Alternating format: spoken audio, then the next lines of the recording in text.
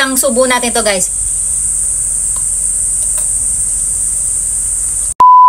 Dito tayo ngayon sa ating ubas kung saan ay ito yung pinaka na-excite ako kung bakit. Kasi nga pwede na tayong pumitas ng ating mga ubas dahil meron na kasi ako guys na may mga mangilan-ngilan na nahihinog sa kanila pero hindi pa lahat. Kaya naman ititest na natin kung tumamis na ba yung ating ubas. Ayan guys, ipeflex ko lang sa inyo. Dito sa ubas natin na to, hindi lahat ay tawag dito nahihinog. Ayan, parang magkakaiba sila ng laki at ng kulay pa.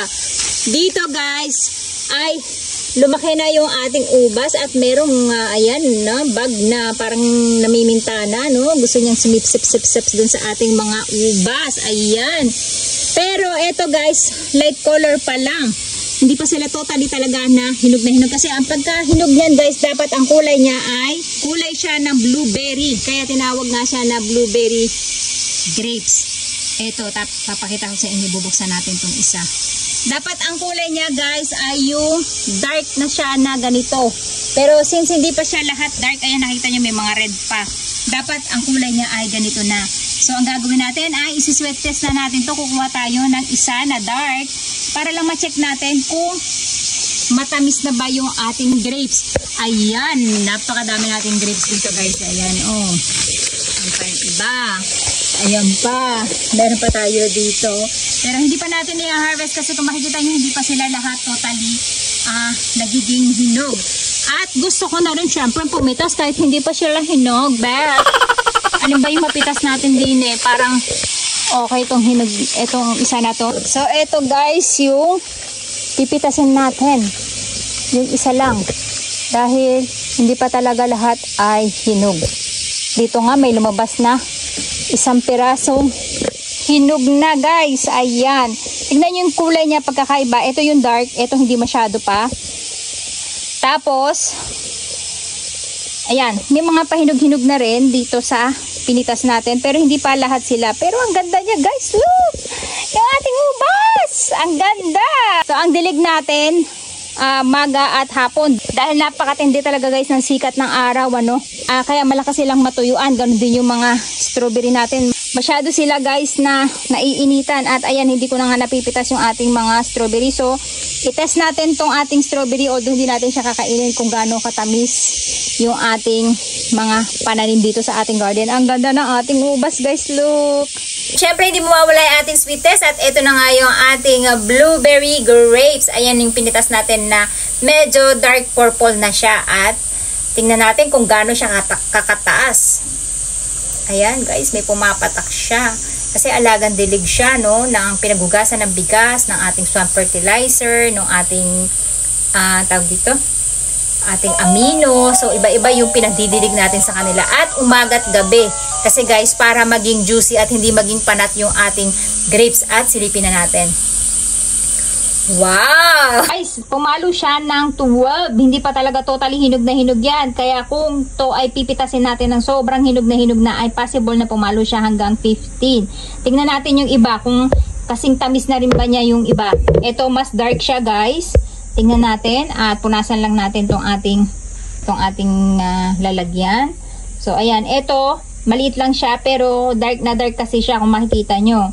Ayan. Kaya baka mas maganda yung kanyang sugar level. Kasi mas hinog na hinog yung kanyang itsura. At napakaganda ng kanyang itsura guys. Clear na clear, ano? Ayan, baka tumapon pa siya. So, silipin nyo ng walang cut. Oh my God! Ayan guys, tanda na hinog na siya. Nakita nyo? Pumalo siya ng 17. Lumakpas pa siya doon sa ating 12 kanina na ibig sabihin na hindi pa masyadong hinog, ito ay hinog na. Ayan, nasa 17 yung ating sugar level. Testin natin tong ating strawberry na kahit na anong tindi ng sikat ng araw, no, ay namumulaklak at nagbubunga pa din sila. Yun nga lang, ay hindi na talaga natin napapansin guys. Yung blueberry nga natin ay hindi na natin napansin. So, ang gagawin ko dito ay biyakin lang natin sa gitna para makuha natin yung kanyang pinakakatas. Kumukulo na yung aking tiyan. So, ayan. At okay, ayan. Ito yung ating strawberry. Napakabango ng kanyang amoy at ang tamis ng kanyang amoy. Silipin natin. Ayan guys, nasa 12, 11. 11.5 na rin yung kanyang sweet level. Ibig sabihin ay matamis siya kahit na summer. Kasi nga, pag sinasabi nila summer, hindi masarap ang strawberry, maasim at the same time ay hindi na ganun kalalaki, which is true yung hindi na kalalakihan. So, ayan guys, nasa 11.5 yung sweetness ng ating strawberry. At syempre, mawawala ba yung ating taste test na mismo na tayo ang nagtanim? Dapat tayo din yung aani at kakain muna. Yes, ayan guys. Hindi pa siya totally hinog na hinog kasi kung makita nyo may parang light brown pa siya. Ang pinaka-hinog na kulay niya talaga ay yung dark na, parang itim na talaga yung kulay niya. So, tignan na natin, nandun naman ang dula nyo.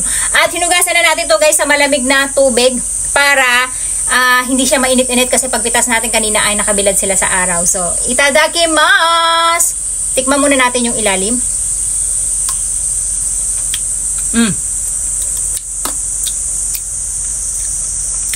Matamis na siya guys, pero may asim pa. Yes, tikman natin ito ulit na ilalim. At hindi siya seedless guys, may buto. Ayan, tabi natin baka sakali may manghinga. Diba? Pero pwede siyang nguyain kasi hindi siya mapait. Ito yung sinuwi test natin na maliit. Nga guys, ang tamis.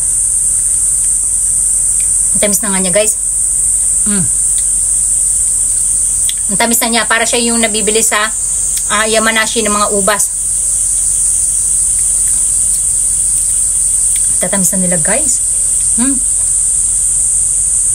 Nasa part natin ilalim, hindi pa hinog. May konting asin pa siya guys, pero matamis na.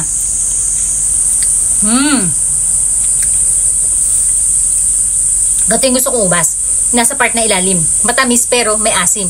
Kasi nasa ibabaw guys, nung nahihinog na, puro tamis na. Ito, pagkain ng ubas na to guys, pipisilin nyo lang. Yan ang kagandahan dito. Hindi kayo mahirapang magbalat. Ayan no. At magkano rin itong ubas na to guys? 700 yan din dito sa amin. Sayang lang hindi siya seedless. Iniipo ko yung buto. Isang subo natin to guys.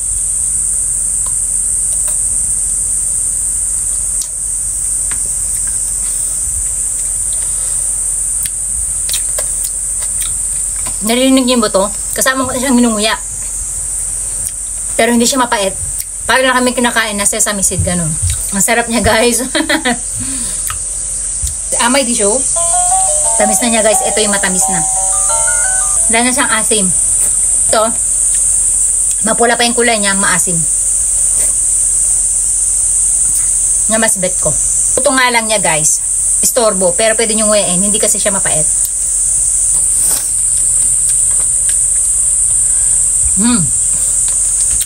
Next time, hintayin lang natin siya mahinog. Magtatanghulo ubas tayo galing sa ating garden.